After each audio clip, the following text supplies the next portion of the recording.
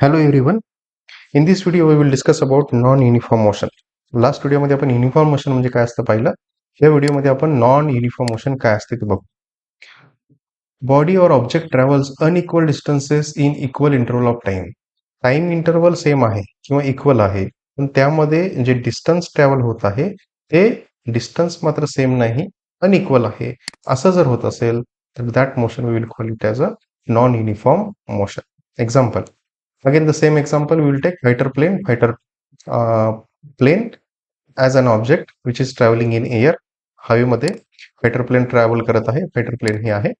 Again the same time ज्यावेळी 0 second होता त्यावेळी डिस्टन्स ट्रॅव्हल केलेलं ऑब्वियस 0 मीटर्स होतं.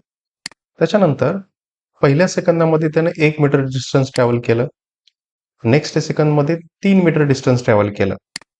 त्याच्या पुढच्या सेकंदामध्ये 6 मीटर डिस्टन्स ट्रॅव्हल केलं आणि लास्ट 4th सेकंदमध्ये 10 मीटर्स एवढं डिस्टन्स ट्रॅव्हल केलं. This value is total value. Okay. आता इथं जर मी डिस्टन्स मध्ये असणारा डिफरन्स कॅल्क्युलेट केला after first second, how it is 1 minus 0, it is 1 metre. After second second 3 minus 1, 2 second. After third second 6 minus 3, 3 metre. 10 minus 6 metre. 10 minus 6 is equal to 4 metre after 4th second.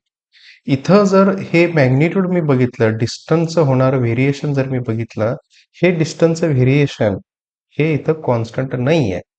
Time duration 1 सेकंदच आहे, प्रत्येक ठिकाणी 1 सेकंदच आहे, पण इथं जो डिस्टन्सच्या मॅग्निट्यूडमध्ये होणारा change आहे, इथं 1 सेकंद आहे, इथं 1 मीटर आहे, इथं 2 मीटर आहे, इथं 3 मीटर आहे, इथं 4 मीटर आहे. हे डिस्टन्सेस अनइक्वल आहेत आणि हे अशा पद्धतीनं जर मोशन होत असेल तर त्या मोशनला आपण काय म्हणतो, नॉन युनिफॉर्म मोशन म्हणतो. म्हणजे जर मी इथं व्हेलॉसिटी कॅल्क्युलेट केली प्रत्येक स्टेजला, प्रत्येक ठिकाणी जर मी व्हेलॉसिटी कॅल्क्युलेट केली तर velocity is equal to distance divided by time आपल्याला माहित आहे. Velocity is equal to distance divided by time. Distance इथे किती आहे, 1 मीटर आहे. 1 मीटर डिवायडेड बाय 1 सेकंद. इथं व्हेलॉसिटी किती येईल, 1 मीटर पर सेकंद येईल. इथं 2 मीटर पर सेकंद येईल, इथं 3 मीटर पर सेकंद येईल, इथं 4 मीटर पर सेकंद येईल. जर मी velocity is equal to distance divided by time formula follow केला तर इथं प्रत्येक ठिकाणी काय आहे, व्हेलॉसिटी ही बदलत जाणारी आहे. व्हेलॉसिटी इज व्हेरिएबल और velocity is changing. So this kind of motion we will say as a non uniform motion. थोडं अजून डिटेलमध्ये आपण बघू या ग्राफ्सने.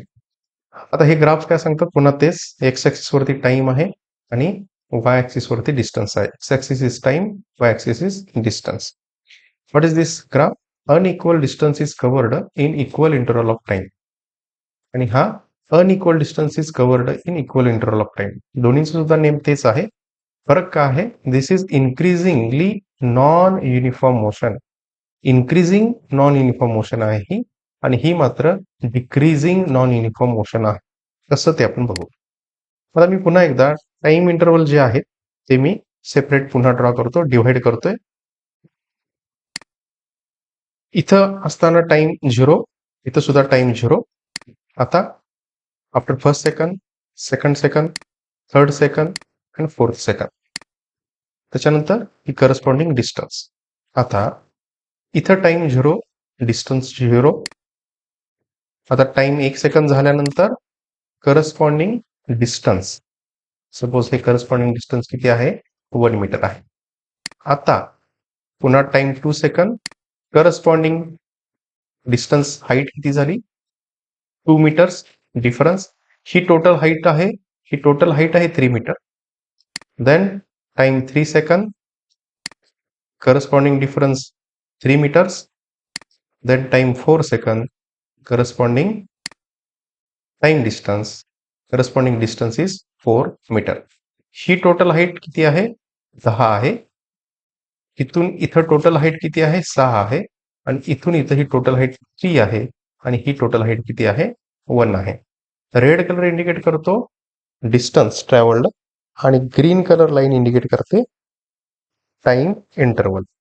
इथं जर बघितलं टाइम इंटरवल म्हणजे ग्रीन कलर मध्ये असणाऱ्या लाईन ची लेंथ किंवा time interval green colour length ही प्रत्येक ठिकाणी सेम आहे. It is 1 second. Time interval आपण 1 सेकंड घेतलेला आहे. पण जर मी ही रेड कलर जी लाईन आहे, या रेड कलर असणाऱ्या लाईनचा त्याच्या हाईटचा जर विचार केला तर ते हाईट प्रत्येक ठिकाणी सेम आहे का? It is not same. It is not same.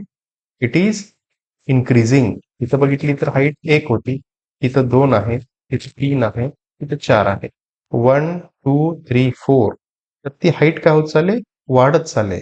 That height is increasing. त्यामुळं this kind of motion we will call it as a increasing non-uniform motion.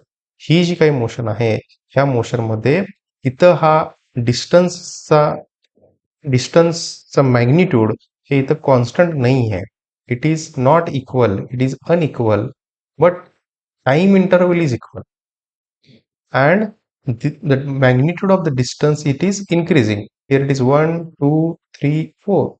So it is increasing. So this kind of motion we will say as a non-uniform motion which is increasing or increasing non-uniform motion.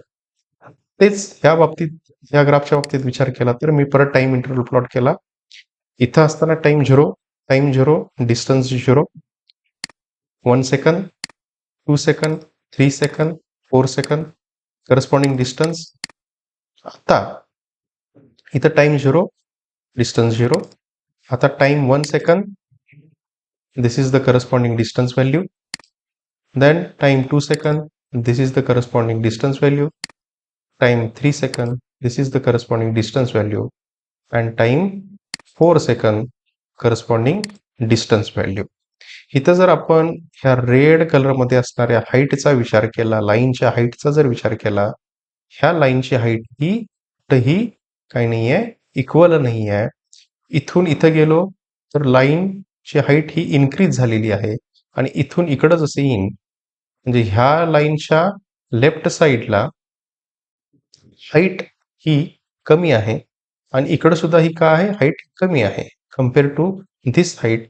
This height and this height is lesser or this height compared to this height it is lesser.